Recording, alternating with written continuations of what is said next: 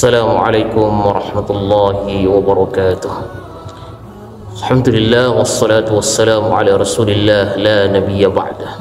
Kaum muslimin rahimakumullah, ada sebuah hadis yang diriwayatkan dari sahabat yang mulia Abdullah ibn Nu'man ibn Bashir radhiyallahu anhu.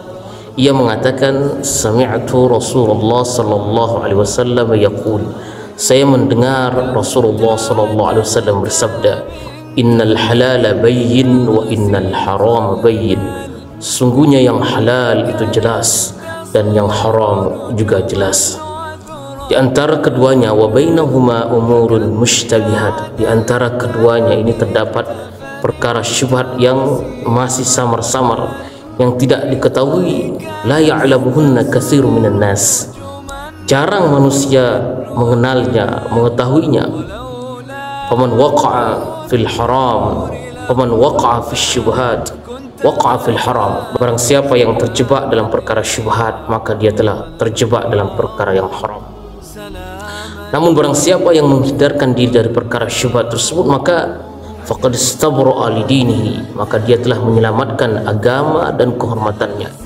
Barang siapa yang terjerumus tadi dalam perkara syubhat, maka dia terjatuh pada perkara yang haram. Serupa dengan pengembala kambing yang mengembalakan ternaknya di sekitar tanah larangnya, pada sekitar tanah larangan yang hampir menjerumuskannya. Ketahuilah, setiap raja memiliki tanah larang, dan tanah larangan Allah di bumi ini adalah perkara-perkara yang diharamkannya.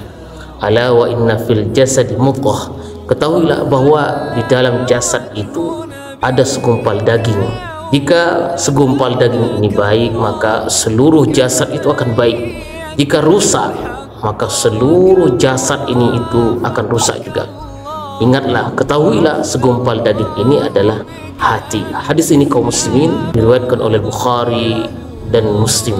Mungkin bisa kita menarik satu pelajaran, satu kisah dari sebuah kepemimpinan seorang khalifah bernama Umar bin Khattab radhiyallahu anhu, sahabat Nabi sallallahu alaihi wasallam yang masyhur keadilannya. Pernah suatu ketika Umar bin Khattab memarahi anaknya Abdullah ibn Umar radhiyallahu anhu gara-gara dinilai telah memanfaatkan hak istimewa, atau dalam istilah sekarang ini privilege, itu memiliki keistimewaan khusus sebagai anak seorang presiden, pemimpin, anak raja, khalifah.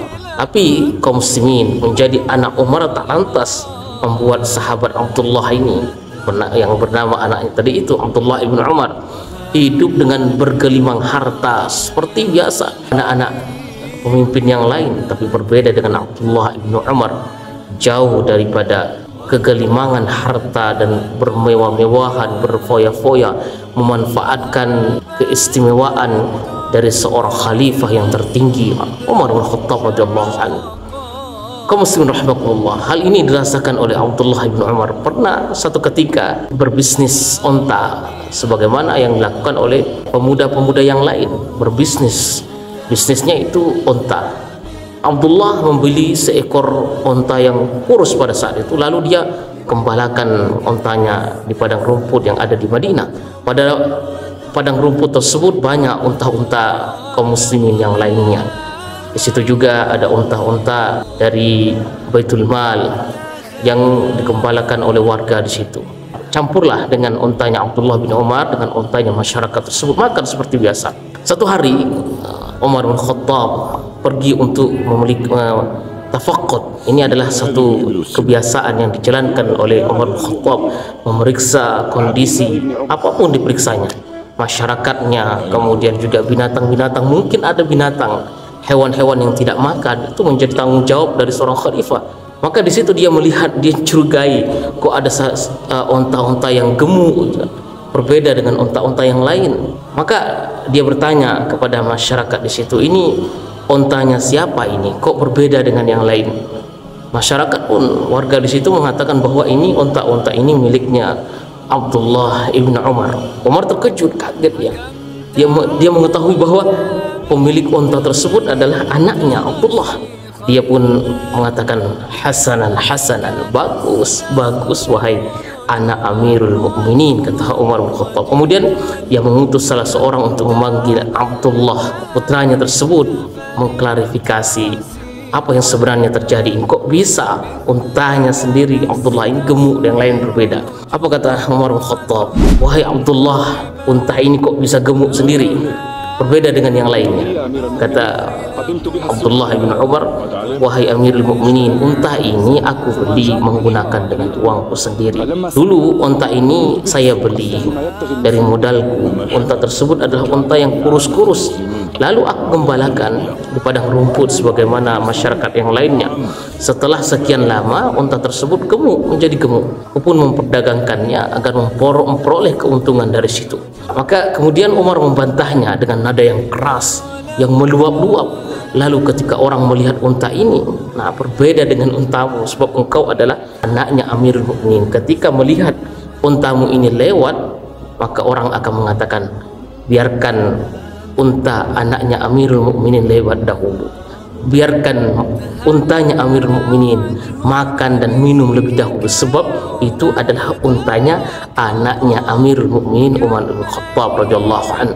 Sehingga gemuklah untanya anaknya Amirul Mukminin. Dan bagaimana dengan unta-unta yang lain? Lalu Umar bin Khattab melanjutkan, wahai Abdullah ibn Umar, ambillah modal awal pokok yang kamu gunakan tadi itu untuk membeli unta ini. Ambil modalmu tersebut, kemudian kembalikan keuntungannya ke Baitul Mal. Abdullah bin Umar biasa saja, dia tidak marah kepada khalifah, tidak marah kepada ayahnya. Dia mengikuti perintah ayah tersebut karena ini adalah satu maslahat. Waraknya, khawatirnya Umar bin Khattab terhadap keluarganya ini, khawatir sekali dia. Sebab kita ini seluruhnya adalah pemimpin. Ayah adalah pemimpin untuk keluarganya, apalagi sosok Amirul Mukminin, pemimpin bagi seluruh rakyatnya ini. Maka dia harus menegakkan keadilan tersebut. Ini adalah sikap warak bagi seorang pemimpin yang harus kita teladani, terkhusus kepada pemimpin-pemimpin kaum muslimin sekarang ini. Maka sikap warak inilah yang harus dimiliki oleh para pemimpin kita ini. Umar ya tidak ingin memberikan makan sesuatu yang syubhat, yang tidak jelas, apalagi hasil korupsi, mengambil harta rakyatnya, memfasilitasi anak-anaknya, dengan berbeda dengan masyarakat, dengan warga yang lainnya. Maka kaum muslimin, sederhananya ini sekali lagi apa yang dikatakan, yang disampaikan oleh salah seorang ulama, Ibnu Qayyim al-Jauziyah, mengenai perkara wara' ini. Dalam satu kata diambil kesimpulannya dari hadis Nabi SAW.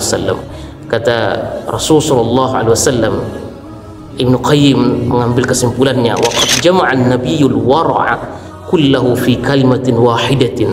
Nabi SAW telah menghimpun makna warak dalam satu kalimat, yaitu min husnil islamil mar'i tarku ma la ya'ni. Antara tanda kualitas iman Islamnya seseorang itu, yaitu meninggalkan hal-hal yang tidak bermanfaat baginya.